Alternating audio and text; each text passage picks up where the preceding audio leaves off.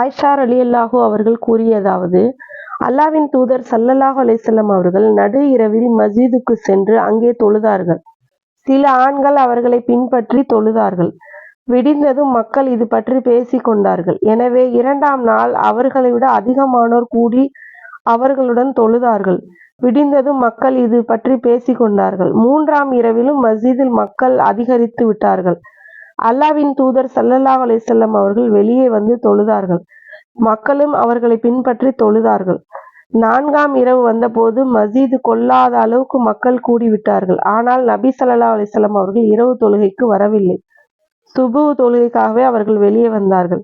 ஃபஜ்ர் தொழுகையை முடித்ததும் மக்களை நோக்கி தஹஜத் மொழிந்த பிறகு கூறினார்கள், அம்மா பஹ்து, உங்களின் இருப்பிடம் எனக்கு தெரியாமல் இல்லை. எனினும் இத்தொழுகை உங்கள் மீது கடமையாக்கப்பட்டு விடுமோ என்று, அவ்வாறு கடமையாக்கப்பட்டு விட்டால் அதை நிறைவேற்ற உங்களால் இயலாமல் போய்விடுமோ என்று நான் அஞ்சினேன். அல்லாவின் தூதர் ஸல்லல்லாஹு அலைஹி வஸல்லம் அவர்கள் மரணம் அடைந்தார்கள். நிலைமை இப்படியே இருந்தது. ஹதீஸ் ஸஹீஹுல் புகாரி 2012. அபூ ஹுரைரா ரலியல்லாஹு அவர்கள் அறிவிக்கிறார்கள், நபி ஸல்லல்லாஹு அலைஹி வஸல்லம் அவர்கள் கூறினார்கள், எவர் ரமலான் மாதத்தில் ஈமானுடன் அல்லாவின் கட்டளைகளை மற்றும் அதன் நன்மையின் கூலியின் உறுதியாக நம்பிக்கையுடன் அல்லாவிடமிருந்து நற்கூலியை எதிர்பார்த்து தூய எண்ணத்துடன் உலக ஆதாயமின்றி நோன்பு நோற்றாரோ அவருடைய கடந்த கால பாவங்கள் மன்னிக்கப்படும். மேலும் எவர் லைலத்துல் கத்ர் இரவில் ஈமானுடன் அல்லாவின் கட்டளைகளை மற்றும் அதன் நற்கூலியின் உறுதியான நம்பிக்கையுடன் அல்லாவிடமிருந்து நற்கூலியை எதிர்பார்த்து தூய எண்ணத்துடன் உலக ஆதாயமின்றி நின்று வணங்குகிறாரோ அவருடைய முந்தைய பாவங்கள் மன்னிக்கப்படும்.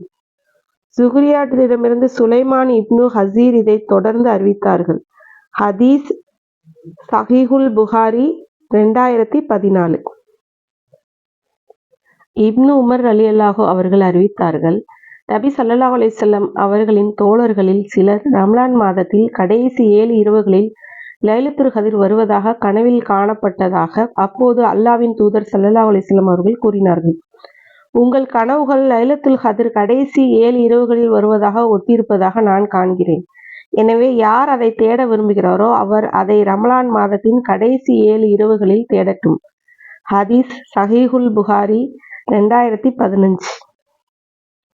ஆயிஷா ரலியல்லாஹு அவர்கள் அறிவித்தார்கள், அல்லாவின் தூதர் ஸல்லல்லாஹு அலைஹி வஸல்லம் அவர்கள் ரமலான் மாதத்தின் கடைசி 10 நாட்கள் மற்றும் இரவுகளில் இத்திகாப் மேற்கொள்வார்கள். மேலும் அவர்கள் கூறுவார்கள், ரமலான் மாதத்தின் கடைசி 10 இரவுகளில் லைலத்துல் கத்ர் இரவை தேடுங்கள். ஹதீஸ் ஸஹீஹுல் புகாரி 2020. இப்னு அப்பாஸ் ரலியல்லாஹு அவர்கள் அறிவித்தார்கள், நபி ஸல்லல்லாஹு அலைஹி வஸல்லம் அவர்கள் கூறினார்கள், ரமலான் மாதத்தின் கடைசி 10 இரவுகளில் லைலத்துல் கத்ரை தேடுங்கள். ரமலான் மாதம் முடிய 9 இரவுகள் எஞ்சியிருக்கும் இரவில் 7 இரவுகள் எஞ்சியிருக்கும் இரவில் 5 இரவுகளில் எஞ்சியிருக்கும் இரவில் அதை தேடுங்கள். ஹதீஸ் ஸஹீஹுல் புகாரி 2021.